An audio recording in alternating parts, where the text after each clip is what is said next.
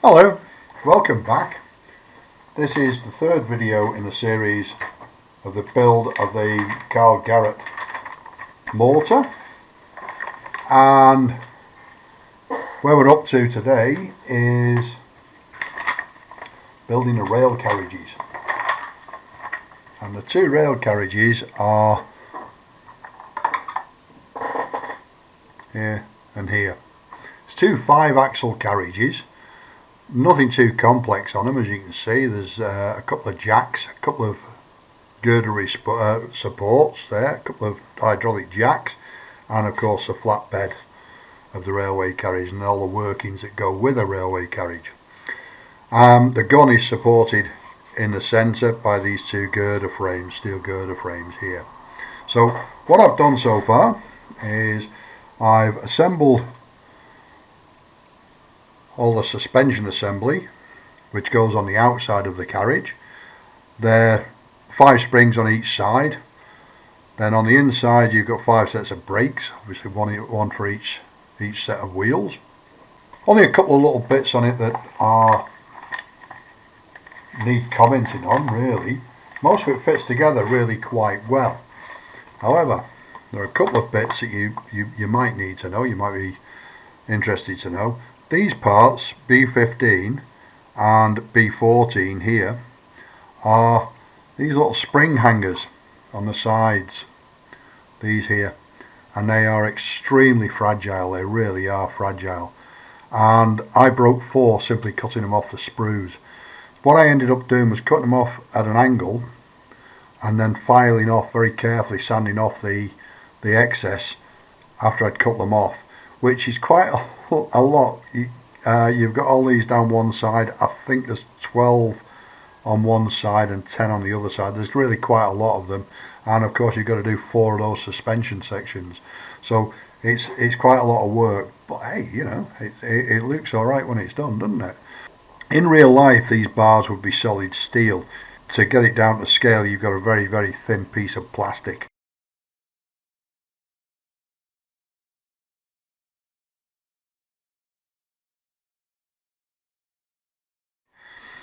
They hold the springs up, they hang the springs, and they look quite realistic. In real life they wouldn't touch the sides, and on this they don't touch the sides. You know, it's really quite good that. On the inside you've got the brake arms and the brake shoes. Again, 5 sets on each side. You've got 5 axles, you've got 5 sets of brake shoes on each side, and quite a lot of little bits to put the thing together, but that goes together fairly easily, to be honest. Then the axles themselves, there's 10 axles, 20 wheels. The wheels do turn, they will revolve, and there's a poly cap inside each wheel that allows that to happen. They have the bearing boxes at each end and the little oil inlet there. You can see it, just see the little cap on it. That's quite difficult to cut off. You might be able to see it, and you've got to be careful they don't go off into outer space because they're only ever so tiny. So that's those. They're easy enough to put together.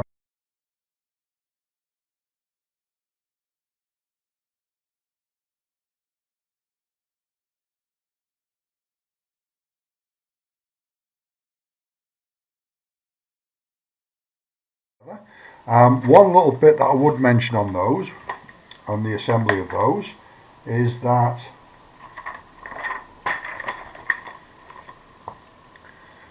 these two pieces here, B2 and B3, this one has to be, it fits with the smooth side pointing towards the wheel, and that leaves a little gap between the two there. I don't know if you can see it on the axle itself. It's only tiny, it's ever so small. No, I don't think you can. I can't get it in. Oh, maybe. But there's a tiny, tiny little gap there. And if you put it on the other way around, it doesn't look right. First one I put on the wrong way around. So you probably need to dry fit them and assemble them first. See which way around you want them. The easiest way I found to do it was to glue this bit to this bit, then this bit to that, so that you've got all this made up, and then glue it onto this piece. When you put the axles in, the end of the axle is hexagonal, and that's to allow you to line these two pieces up on the top here. And the reason for that is that you can see that that one's pointing upwards there. Can you see it? Yeah, and they're both pointing, yeah, you can see it better there. These two pins are pointing upwards, and that's so that when you put the thing together, they will go on the inside. You can see there's a slot for the axle there that goes into the back of the spring, and when you put it together, the front of the axle comes around the front, and it goes into that little slot on the back. You can't see it on the inside, but you need them both pointing upwards, otherwise you'll never get that second one in. It just won't go in anywhere, will it? Alright, so that's those. What I'm going to do, I'll tell you about the bed of the wagon first. On the bed of the wagon, you can see I've got really quite a lot of filler. There's a lot of injector pins on there. Now I know it's pointing downwards and you won't be able to see it, but there's always somebody comes along and lifts it up, isn't there? And I was looking at a video a couple of weeks ago of a guy that he'd done a really good job on the build, but he'd painted this without filling the injector pins, and I've got to say you could see him a mile away, and it doesn't look right at all. Spend an hour on each one filling it. It's not easy. It's got to be filled and then sanded, and as you can see the difficult places to get in there to sand, but I think that will look a lot better when it's finished than leaving them undone. Maybe I'm just too fussy, who knows. It's up to you. What I'm going to do next is I'm going to assemble these pieces, and they clip together quite easily. Actually, it all goes together quite easily, and it will go on like that. I'm going to glue them on, but before, what I'm going to do is at the front and the rear of each wagon, I'm going to place an axle in there, fit an axle in there, but just dry fit it so I can take it out again. And when I've got the axles fitted front and back, maybe one in the centre, I'm going to tack glue both sides of it in, and that way I'll know that I'm still going to be able to get the axle in. Because I think if you move this, if this goes on even a little bit cockeyed, you're going to struggle getting those axles in. Then when I take the axles back out again, I'll glue it in properly.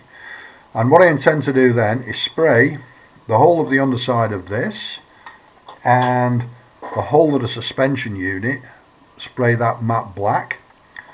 Then it can all be rusted up and when it's finished.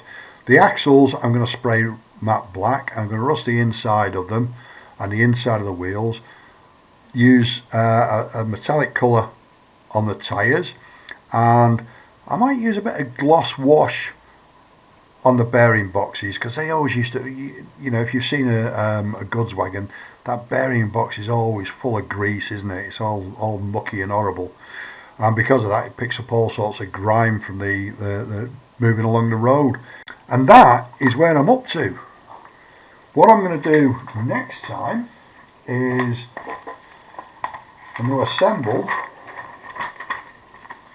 the top of the carriage, so it'll be sections 7, 8 and 9 at least, which are the jacks and the bearings to put to carry the steel framework that will lift the gun eventually. I might do some of the rest of the carriage. There's some bits on there. It's not too much to go, to be fair, so I might go up to 10 and 11. We'll have a go at that.